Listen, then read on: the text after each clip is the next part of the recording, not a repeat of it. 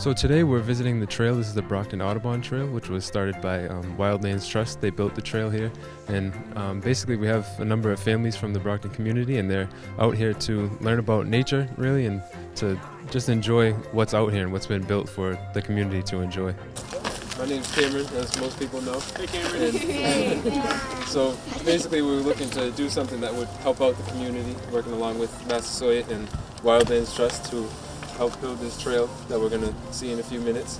And so we're glad that we had a great turnout. Cameron is doing this as a school project for Massasoit, and he reached out to me and asked if I would come out and just kind of be here as a representative from Wildlands Trust and hang out with the kids. And I've done a lot of outdoor education in my past as well, so I thought it would be a great time for me to get families out here and kind of expose this property to the people of Brockton who might not know it's here and might not know it's so accessible, which is kind of our goal of being here, is to make it more accessible to the community. So are fairly common in northern New England, but they were planted in southeastern New England, mostly as a response to the hurricane of 1938. Unfortunately, they're not doing so well now. There's some kind of blight that's affecting them and they're dying. But the white pine is native to this area. Having a great time. Everybody seems to be enjoying it, trying to ID some of the plants, mostly trees and shrubs. And we've seen some really cool things. We're doing a scavenger hunt, so we have specific species that we're looking for.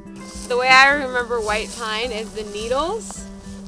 First of all, they're really soft. They're not like prickly and pointy. You can rub them on your cheek. And there's 5 needles in one bunch if you pull a bunch off the tree. How many letters are in the word white? 5, W-H-I-T-E. This is the only pine that works for.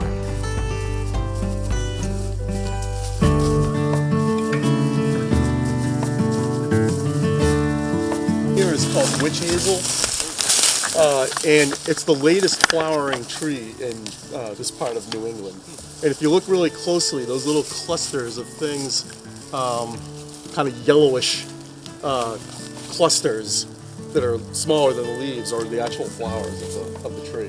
So some of them bloom as late as early December.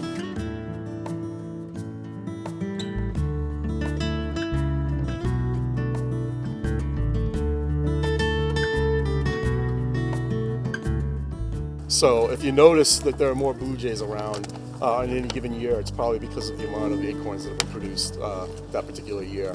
So when our acorns aren't all that abundant, our blue jays will move down to the mid-Atlantic states for the winter and spend the winter there, and then they'll make the short migration back in the spring.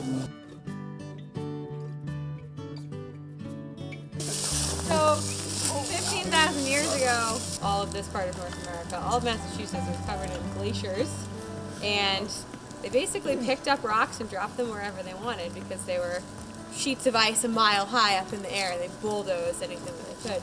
So this rock was dropped as the glaciers retreated back to the north when they were melting at the end of the Ice Age. Trees, when they grow, they're actually growing in a spiral. And you can only really see it when the bark's gone after they're dead, but you can kind of see how it's spiraling. And 90% of trees grow in this direction. They spiral to the right. And 10% spiral the opposite way, which is the same proportion of people that are right-handed and left-handed. So, and it's not, it's not to any advantage or disadvantage, it's just genetic. So there's like right-handed trees and left-handed trees. If you ever see a left-handed tree, it's one of only 10%. It's pretty special. if you want to get involved with Wildlands Trust, we are a nonprofit. We are member and donation supported, so you can become a member on our website, wildlandstrust.org.